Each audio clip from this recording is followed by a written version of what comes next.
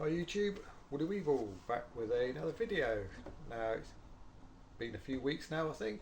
Basically life been getting in the way, just haven't had the time to sit down and do a video, and suddenly got a little bit of time now, so this is going to be a quick short one.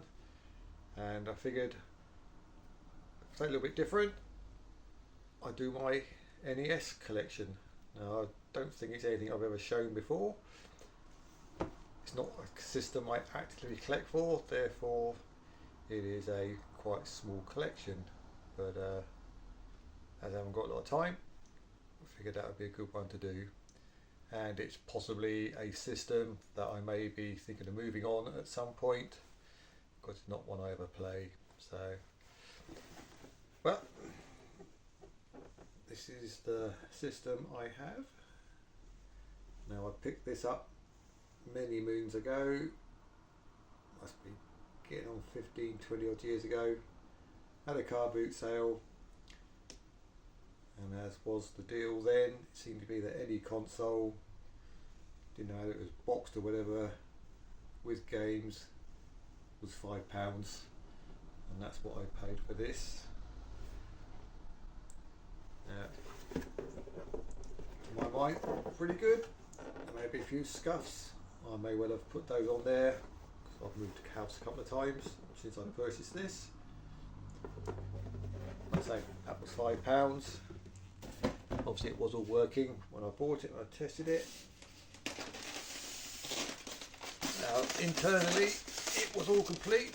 It does have the top tray, but obviously we have some fairly major bits missing, but you don't play the box. And this was never really bought as an investment, because at the time I was just hoovering up anything that was game related, basically to play some games. So I've got most of it, that's what counts really.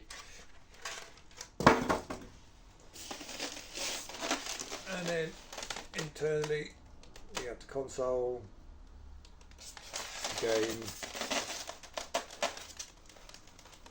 2 controllers, and the power brick, original power brick. Now it didn't come with the game when I purchased it. I've since found that one. Thanks for the car boot sale. Can't remember off the top of my head how much I paid for it, but it wouldn't have been much. So obviously that is all complete, and I'm assuming that is the copy, the version that goes in this system, because it does seem to fit the polystyrene and the box layout. So, and I'm assuming they're all the same versions, i.e. not a packing box or anything. So I consider that one to be complete. And the console, as you can see, very little, if any, signs of yellowing, so it's stayed in the box since I've had it. Obviously it is the NES version as opposed to the Mattel, as is the box. So last time I fired this up it did work fine, but it's been a number of years now, so I really should plug it in, make sure it all works.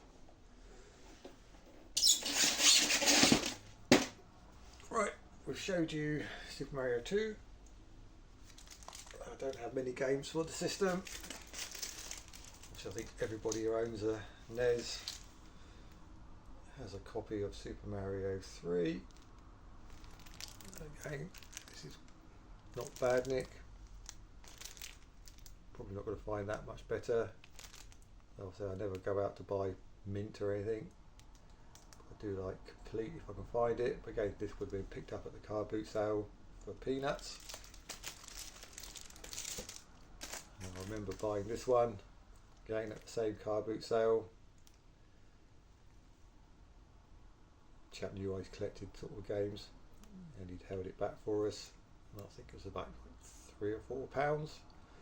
So when you think this for one game was 3 or 4, and I got the console for a £5, prices were silly back then. But this is all complete. Okay, fits in with the Mario theme.